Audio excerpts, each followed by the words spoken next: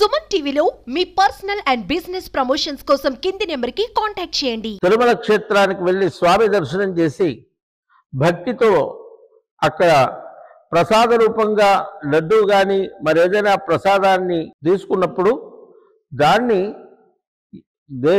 దేశంలో ఏ మూలకి వెళ్ళినా, ఢిల్లీ వెళ్ళినా, దేశాంతరం వెళ్ళినా 10 రోజులు, 12 రోజులు, 15 రోజుల వరకు చాలా స్వచ్ఛంగా, పరిమళభరితంగా, చాలా రుచికరంగా ఉండేది. సుమారుగా ఒక 4-5 సంవత్సరాలుగా ఆ పరిమళం కానీ, ఆ స్వచ్ఛత కానీ, ఆ పవిత్రత కానీ కానరావట్లేదు. తిరుమల నుంచి ఇంటికి వచ్చే లోపే 2 రోజుల్లోనే దాని యొక్క ఆ ఫ్రెష్నెస్ పోతున్నది. పవిత్రత సంగతి పక్క వెళ్ళినా 2 రోజుల్లో బూజు పెట్టేటువంటి పరిస్థితి ఏర్పడుతున్నది. ఎందుకు ఈ రకంగా అవుతున్నది? నాసిరకమైనటువంటి సరుకులు. అది ఎవ్వరు దానికి బాధ్యులు అని మేమంటం లేదు.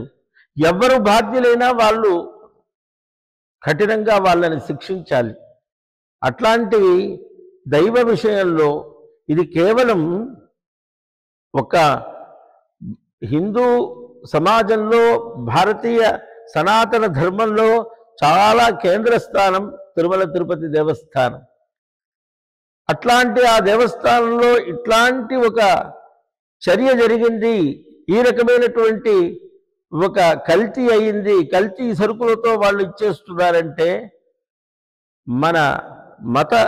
మన సంస్కృతి, మన భక్తి విశ్వాసాలని సడలింపు చేసి మనల్ని చిన్నాభిన్నం చేయటానికి ఏదో పెద్ద స్థాయిలో ఎవరో వెనక కుట్ర చేస్తున్నారేమో అన్నంత అనుమానం వస్తున్నది.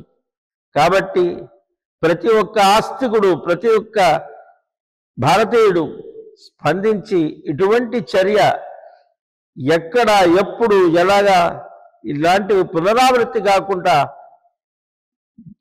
దోషం ఎక్కడైతే ఉందో దోషుల్ని కఠినంగా శిక్షించాలని తెలియజేస్తున్నాం.